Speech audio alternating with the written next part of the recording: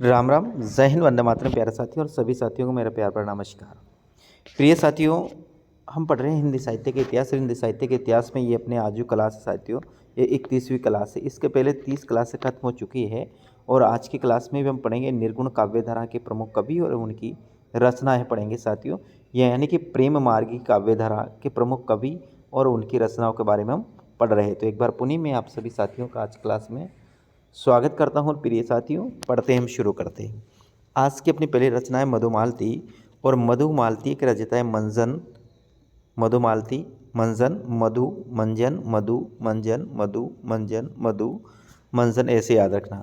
मधुमालती जिसके रचयिता है मंजन। इसमें नायक का नाम मनोहर है और नायिका मधुमालती का प्रेम वर्णित है। इसमें नायक कौन है? मनोहर है और नायिका है मधुमालती। दोनों का प्रेम इसमें वर्णित किया गया है। इस प्रेमाख्यान में दो कथाएं मिलती हैं, दो प्रेम कथाएं मिलती हैं, यानी कि जो मधुमालती प्रेमाख्यान काव्य है, इसमें दो प्रेम कथाएं एक साथ चलती है। दो प्रेम कथाएं एक साथ चलती है। ये इसकी विशेषता पढ़ रहे हैं प्रिय साथियों। कैसी? पहली मुख्य कथा तो मनोहर और मधुमालती की है और इसकी उपकथा की बात करते तो उपकथा ताराचंद और प्रेमा की है। इसकी मुख्य कथा तो मनोहर और मधुमालती की है।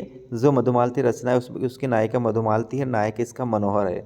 इसकी उपकथा में एक और नायक है जिसका नाम ताराचंद है और उसकी प्रेमिका का नाम है प्रेमा। सामान्यतः प्रेमाख्यानों में नायक को बहुपत्नीवादी दिखाया जाता है, किंतु मधुमालती इसका क्या है? अपवाद। यानी कि जितने और प्रेमाख्यान अपन ने पढ़े हैं उसमें से अधिकतर जो है साथियों प्रेमाख्यान काव्य है, तो उन प्रेमाख्यान काव्य में जो नायक होता है वो बहुपत्नीवादी होता है, बहुपत्नीवादी होता है। लेकिन ये मधुमालती एक ऐसी रचना है जिसका नायक साथियों बहुपत्नीवादी न होकर वह एक ही पत्नी है उसकी। तो ये इसकी सभी प्रेमाख्यान काव्यों से ये इसकी अलग विशेषता है। सामान्यतः प्रेमाख्यानों में नायक को बहुपत्नीवादी दिखाया गया है, किंतु मधुमालती इसका क्या है? एक अपवाद है। कथानायक मनोहर उपनायिका प्रेमा का उद्धार तो करता है पर उससे विवाह नहीं करके भाई का संबंध स्थापित कर लेता है। ध्यान रखना, इसकी जो उपनायिका है जिसका नाम प्रेमा है और इसके नायक का नाम है ताराचंद। ये जो इसका मुख्य नायक है जिसका नाम मनोहर है, उसका ये उद्धार तो करता है प्रिय साथियों, लेकिन वो उससे विवाह नहीं कर उससे भाई का संबंध स्थापित कर लेता है, यानी कि उसको ये बहन बना लेता है। तो एक ध्यान रखिएगा। एक बार पुनः देखते हैं अपने जो आज पढ़ा है, जो अभी पढ़ा है वो पढ़ा अपने मधुमालती। और मधुमालती के रचयिता मंजन है। इसमें नायक मनोहर है, नायिका मधुमालती है। दोनों का प्रेम इसमें वर्णित है और इस प्रेमाख्यान में दो प्रेम कथाएं एक साथ मिलती है। पहली कथा है इसकी जो साथियों मनोहर और मधुमालती की है और दूसरी है जो उपकथा वो ताराचंद और प्रेमा की है। सामान्यतः प्रेमाख्यान में नायक को बहुपत्नीवादी दिखाया गया है, किंतु मधुमालती इसका क्या है? एक अपवाद है। कथानायक मनोहर मधुमाल उपनायिका प्रेमा का उद्धार तो करता है, लेकिन उससे विवाह नहीं करके उससे भाई का संबंध स्थापित करता है। इसके बाद आता है साथियों अपनी दूसरी रचना आती है ढोला मारूरा दुआ। कौन सी? ढोला मारूरा दुआ, जिसके रचयिता कवि कल्लोल है। इसके रचयिता कौन? कवि कल्लोल है और इसे लिपिबद्ध करता है वो कुशल लाभ है। ध्यान रखना, ढोला मारूरा का दुआ के जो रचयिता है वो कवि कल्लोल है, इसके लिपिबद्ध करता है कुशल लाभ है साथियों। ध्यान रखना, डॉक्टर नगेंद्र ने आदिकालीन लौकिक साहित्य प्रकरण में भी इसे रखा है। किसको? ढोला मारू दुआ को। आदिकाल का जो लौकिक साहित्य है, लोक साहित्य या लौकिक साहित्य, उसमें डॉक्टर नगेंद्र ने इस ढोला मारूरा दुआ का भी साथियों वर्णन किया है। आगे बात करते हैं। ढोला मारूरा दुआ राजस्थानी भाषा में रचित प्रेमाख्यान तो है पर इसे हिंदी परंपरा में नहीं माना जा सकता है। हिंदी परंपरा में नहीं माना जा सकता है। इस उक्ति को याद रखना, इस पंक्ति को। ढोला मारूरा दुआ राजस्थानी भाषा में रचित प्रेमाख्यान तो है पर इसे हिंदी परंपरा में नहीं माना जा सकता है।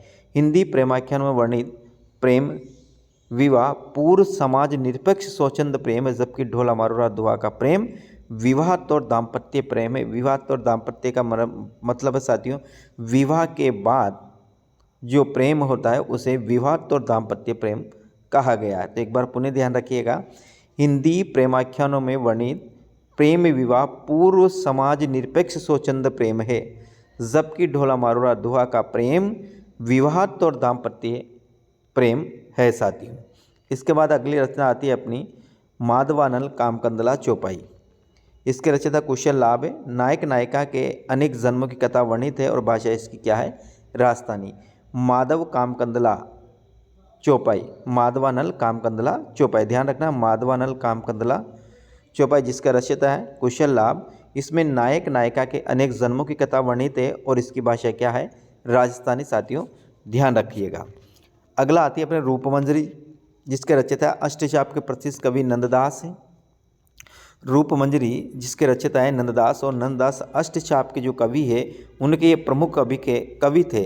अष्टचाप पढ़ेंगे बस साथियों, कृष्ण काव्यधारा हम जब पढ़ेंगे तो वहाँ पर अष्टचाप के कवि पढ़ेंगे जिसमें सूरदास, नंददास, चतुर्भुजदास, चित्रदास आदि कवि अपन देखने को मिलेंगे। तो ये वही अष्टचाप के कवि है जिनका नाम है नंददास। इन्होंने रूपमंजरी की रचना की है।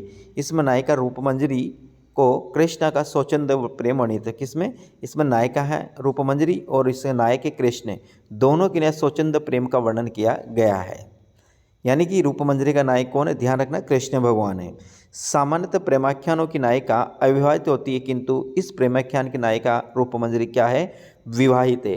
बाकी जितने और भी जो प्रेमाख्यान है उसमें जो नायिका होती है वो क्या होती है, अविवाहित होती है साथियों। लेकिन इस जो रूपमंजरी है ये पहले से ही विवाहित है और रूपमंजरी अपने प्रणय सौंपने की पूर्ति के लिए दाम्पत्य मर्यादा का त्याग कर देती है। यानी कि अपने प्रेम प्राप्त करने के लिए अपने पहले वाले है पति को छोड़कर दूसरे पति का वर्णन कर लेती है। यानी कि अपने दाम्पत्य जो प्रणय है, दाम्पत्य जो जीवन है उसका त्याग कर देती है और दूसरे पति का ये वर्णन कर लेती है। तो ध्यान रखना रूपवती के रचयिता नंददास है और इसके नायक तो है कृष्ण भगवान, नायिका है इसकी रूपमंजरी साथियों।